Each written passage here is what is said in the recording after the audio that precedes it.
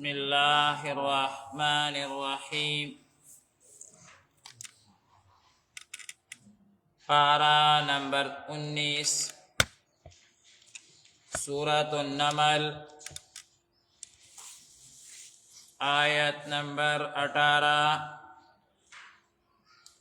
सफ़ा 603। أعوذ بالله من الشيطان الرجيم بسم الله الرحمن الرحيم.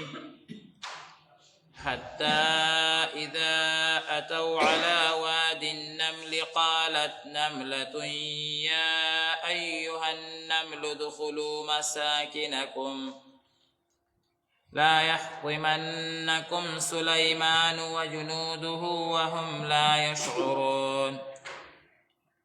فتبسم ضاحكا من قولها وقال رب أوزعني أن أشكر نعمتك التي أنعمت علي وعلى والدي وأن أعمل صالحا ترضاه وأدخلني برحمتك في عبادك الصالحين. صدق الله العظيم. بسم الله الرحمن الرحيم. حتى إذا أتوا ترديشي هغيل رالا على واد النمل فيوميدان دميقو باندي قالت نملة وي يوميجي يا أيها النمل اي دميقو جماعة ادخلوا مساكنكم دننا شيخ كل سرطة لا يحطمنكم چخرينكي تاسلرا سليمان وجلوده سليمان عليه السلام ودد الأخكري وهم لا يشعرون او هغيبا خبر النبي. فتبسم ندي مسكيشو ضاحكا من قولها خنديدن كيف خبر دهغا وقال ويوي ربي إذا ما ربا أوزعني ما لا توفيق راكي أن أشكر إذا شكرك ما نعمتك التي استادها نعمته أنعمت علي چتا کم کرده پا ما باندی وعلى والدي او زما پا مور و پلار باندی وأن أعمل صالحا او دا چی عملو کمنیکا ترضاه چتا پی خوشالشی وادخلنی او ما داخل کی برحمتك فاخبل رحمت سرا في عبادك الصالحين فاخبلوا نیکانو بندگانو کی. بسم الله الرحمن الرحيم. مذکورہ آیاتنا مبارکہ پدی کی معمولی غنتی تفصیل اغا بقایو ددی وجنا دوبارہ ددی تلاوت و ترجمہ اغوشوا. اللہ تبارک و تعالی پدی تمام مخلوق کی کاغا انسانان دی کا زناور دی کا حشرات دی کا حیوانات دی دا سمر مخلوقم چی اللہ تبارک و تعالی پیدا کری دی نو دیت اخفل یو شعور و یو عقل اغور کردے دی. خو پا دی طولو انسانانو کی پا دی طولو مخلوقاتو کی دا طولو نزیات عقل اللہ تبارک و تعالی اغا انسان تور کردے. ورنہ چې دا څومره مونږ او تاسو ته حیوانات حشرات وغیره ښکاره کیږي په دې ټولو کې باقاعده عقل شته خو عقل یې د دې مرتبې نه دی چې هغوی باندې د عباداتو طاعاتو دا تکلیف هغه واچولی شي. ورنه الله تبارک وتعالی بعضې حیواناتو ته ډیر عقل ورکړی دی خو هغه په یو طرف کې ورکړی دی او د انسان عقل هغه په جمیع اطرافو کې دی په ټولو اطرافو کې دی.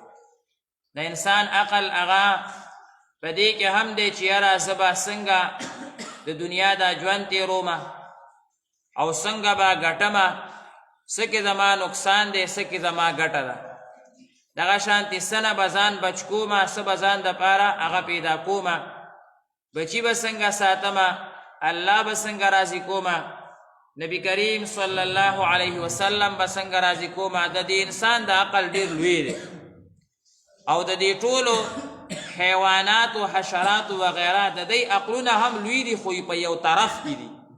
یعنی بعضې داسې دي چې هغی د خوراک په جمع کې دي، بس بیا نور څه نشته. بعضې داسې دي چې هغی بل نه تکلیف لرې کوي، بس بیا بل څه نشته. بعضې داسې دي چې بل ته تکلیف ورکوي، بس بیا بل څه نشته. نو دا په یو طرف کې دي. نو الله تبارک وتعالی دې ځای کې د دې میږي ذکر کوي. میږي باندې ډېر زیات لیکل شوي دي، بلکې ټولو حشراتو باندې لیکل شوي دي. هارون یحیی یو ښه مصنف دی او تقریبا چې اوس وفات شوی دی، دنیا نه تللی دی، خو لیکن ډېر یو نیک انسان دی او هغه په دې ټولو حشراتو باندې باقاعده کتابونه لیکلي. حیواناتو باندې نه، څومره حشرات په ځمکه کې چې کم ځناور اوسېږي یا سوړو کې داسې اوسېږي، مار شو، لړم شو، مچۍ شوه او میږې شو، باقاعده نومونه یې ورکړي دي. چیونټي ایک معجزه، دا د هغه د کتابونو نومونه وي. مچر ایک معجزه، مکی ایک معجزه، دا باقاعده هغه دا نومونه ورته ورکړي. دا میږې څومره وړوکی مخلوق دی، د ده متعلق باقاعده قسمه قسم انکشافات هغه علماء کرامو کړي. دغه هارون یحیی هم باقاعده ډېر زیات لیکل په دې کې هغه چې کوم دی نو کړي دي چې دا د الله تعالی ناشنا مخلوق دی دا میږې. او باقاعده لیکلی شوي دي چې د دې خاندانونه او بیا په خاندانونو کې قبیلې کورونه باقاعده د دوی وي. د دوی وی نظام حکومت هم وي، څنګه چې د دنیا نظام حکومت وي داسې د دوی هم نظام حکومت دی. تر دې پورې لیکلی دی چې باقاعده د دوی فوج او پولیس هم شته. د خوراک د ذخیره اندوزۍ باقاعده انفرادي او اجتماعي نظام هم شته. د موسم د تبدیلیدو او دغه شان د موسم دغه احوالو نه د دوی د هغه خوراک د حفاظت چې د موسم پې اثر ونه کړي، داسې طریقې هم باقاعده دوی ته ورځي چې یاره څنګه طریقه به داسې وي چې هغه موسم بدلیږي چې زموږ خوراک نه خرابېږي. باقاعده د یو نظام دی.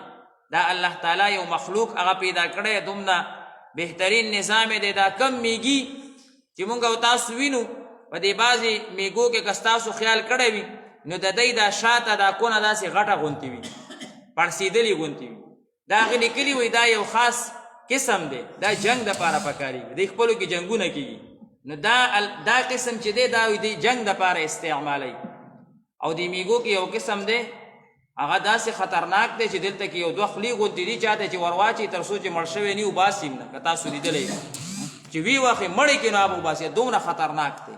هغه پکې چې کوم دی نو وایي دا کشتۍ دپاره لاس په لاس جنګ چې دی.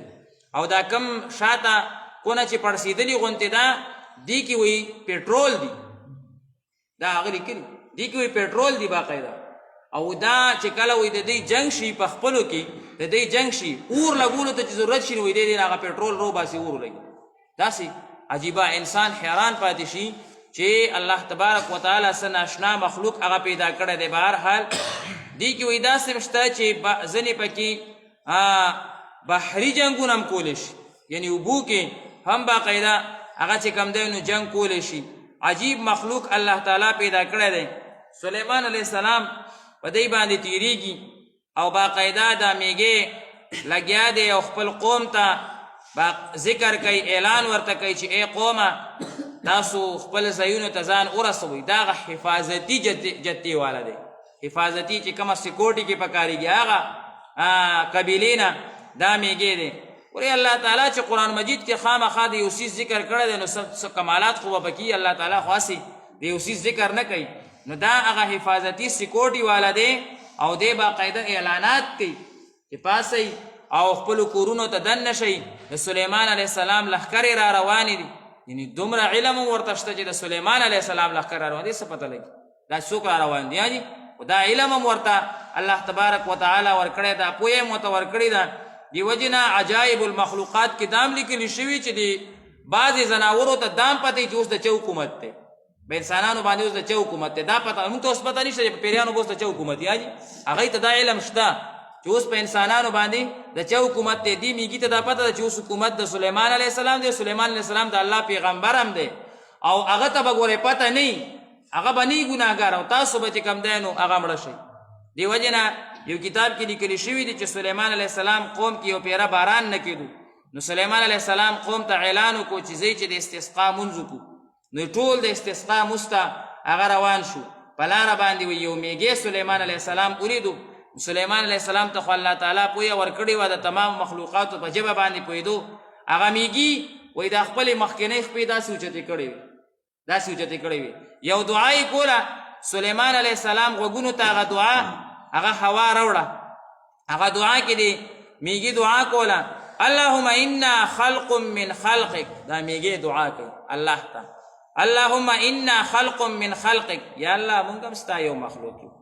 ولا غنا لنا عن سقياك مونږ هم ستا د باران نه بې پروا نه یو مونږ هم محتاج یو والا تسقنا تهلکنا که چېرې تا مونږ باندې باران ونه کړو نو ته به بیا مونږ هلاک کړي بس بیا به مونږ ختم شو یا لهلکنا مونږ به ټول هلاک شو ختم به شو یا الله په مونږ باندې باران وکړي سلیمان علیه السلام وی اعلان وکړو چې واپس شئ دا دی چې کومه دعا کوي دا به خامخا قبلېږي د ده دعا به هغه قبلېږي وی قوم را واپس شو په سبا باندې باران شو سلیمان علیه السلام وی دا دغه میږي دعا قبوله شو هغه ډېره بهترینه دعا کوله نو دا ټول مخلوقات لګیا دي دې کې دې طرف ته اشاره شوه چې دا ټول مخلوقات لګیا دي د الله تبارک وتعالی او د الله تعالی د پیغمبر باقاعده قدر او تعظیم کوي د هغې خبره مني د هغې خیال ساتي نو مونږ ته هم پکار د انسانانو ته پکې دا تنبیه ده چې یو جانده بېجانه یو ناپویه مخلوق چې مونږ ورته ناپویه کمزورې حشرات الارض هغه مخلوق ورته وایو